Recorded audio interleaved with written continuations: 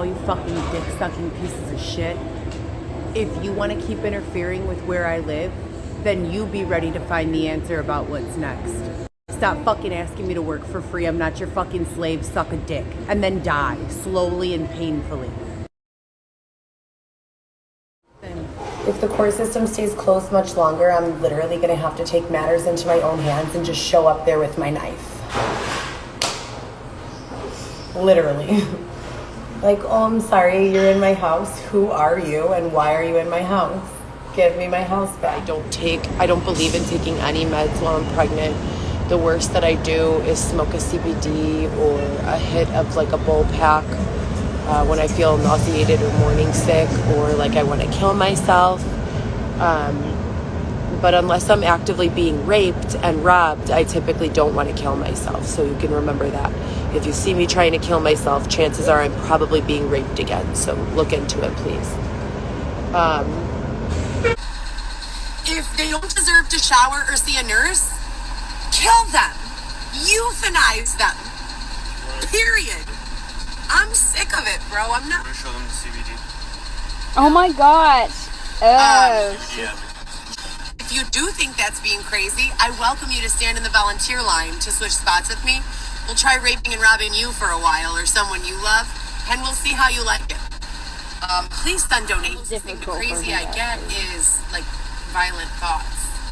And what I mean by that is after I've been raped multiple times, I start fantasizing about holding jagged pieces of glass up to men's necks or dicks and chopping them open. So, but it's only after being raped a lot. So now there's two kinds of people in the world. After hearing something like this, what I just said, there's the one that will say, she's crazy. And then there's the one that will say, why does she keep getting raped? Which one are you? Which one are you? Finally find a doctor in Elmwood Park, schedule the appointment, wait weeks, it's tomorrow. Walk halfway there. Xavier says his father's waiting to give us $40, which we desperately need. That we have to go back downtown to pick it up. My appointment's tomorrow. We were halfway there. I tell them fine, but then we need to use the money for the bus to get to the appointment tomorrow. Okay, we sit out here for 3 hours. His father doesn't answer the phone the entire time. All day the last 2 or 3 days. Before that, no issues. They're fucking with my music again. They're fucking with my tech connectivity, both of my phones and my laptop. So it's scattered, super annoying, and I hope and pray that they don't slip and fall onto a shank that severs their carotid artery. I do pray to God regularly that you guys never have to understand what it's like to be separated from everyone you love and isolated. But I love you. I miss you to the moon and back. And please call me after school when you can. It's been 40 days since I've been able to reach Alexis, my youngest child, but I pretty much am able to speak with the two older ones by text or FaceTime daily. So usually it's a couple times a day, but the last week it's been a lot more limited. I'm hanging in there. I'm trying to keep my composure. What I really want to say is fuck all of you. You people are trash. Anyone who separates a mother from their child is disgusting and deserves to literally be murdered. I think you're all sickening. Anyone who puts a woman who's been raped, robbed, beaten, abused in a cycle outside in a tent and then wets her and steals from her is disgusting. You know, there's literally nothing else I can say. But that's it. I'm doing makeup. I'm getting ready. I'll check in later with you guys. Between O'Hare and downtown Chicago, when I'm downtown Chicago, I try to stay near the Gwen, so the Nordstrom and the Gwen, Michigan Avenue area. I'm always outside. I'm moving around typically with a big, huge cart that says Chicago Fire on it, and it's red. So please approach me. You know, I'd love to discuss it. As far as sponsorship and fundraising goes, like I said before, I've received thousands of dollars, but without the right team to funnel the money in the right areas, it's all useless. And when we're struggling to come up with a budget to put a roof over everyone's head and food in everyone's stomach, and we don't have anyone pre-planning that, we're just spending frivolously. And it's not even like in a way that's luxurious and feels good. It's in a way that it's like, damn, you know? So I want everyone to have a luxurious time, and I want this to be... It's not real, but it's not real. What do you mean? Like what you see on Instagram, these people traveling to Indonesia. Okay, I want everyone on the project to work together to create luxury, and you can do that at any budget and price point. I've proven that time and time again. What I need is someone who's better at money than I am. I'm great at generating income. I'm great at fundraising. I'm great at articulating, and I'm great at persuasion. What I'm not great at is allocating the funding in a way that makes sense to cover the most people in the way.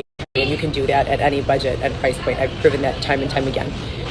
What I need is someone who's better at money than I am. Like what you see on Instagram, these people traveling to Okay, I want everyone on the project to work together to create luxury, and you can do that at any budget and price point. I've proven that time and time again. What I need is someone who's better at money than I am. I'm great at generating income. I'm great at fundraising. I'm great at articulating, and I'm great at persuasion. What I'm not great at is allocating the funding in a way that makes sense to cover the most people in the way that allows for the most comfortable quality of life for everyone. So I'd love to have someone on the team who could take that over. Also, we need, in the big picture of things, someone who can be security. And I'm not talking about a strong arm. I'm talking about a cybersecurity. The only way to protect the money is if I have someone protecting it 24 hours a day, 7 days a week, monitoring the accounts. There have been hundreds, if not hundreds of thousands of times in the past 10 years that my accounts have been drained, skimmed. I have gone to the FBI. This is not a joke or a laughing matter. I'm being completely dead ass serious. Stages in this narcissistic cycle of abuse. And let me just be clear. Another word for narcissist is trick, government paid or unpaid informant. So these niggas are using everyone around them to gather information, not because they want to, because they're being strong-armed by the law, okay, and the government.